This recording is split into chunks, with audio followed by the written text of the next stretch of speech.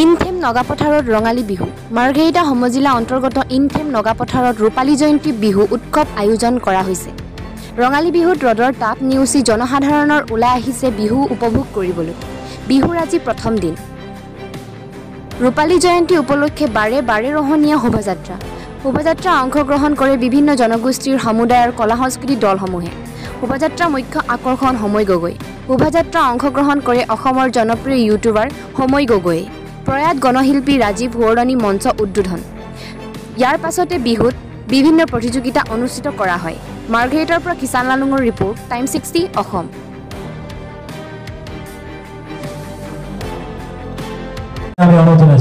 সভাপতি হিচাপে আপুনি গণশিল্পী ৰাজীৱ হুৱৰণী মঞ্চ উদ্বোধনৰ কাৰণে যুৱ সংঘ আমাৰ মাজত উপস্থিত থাকিব।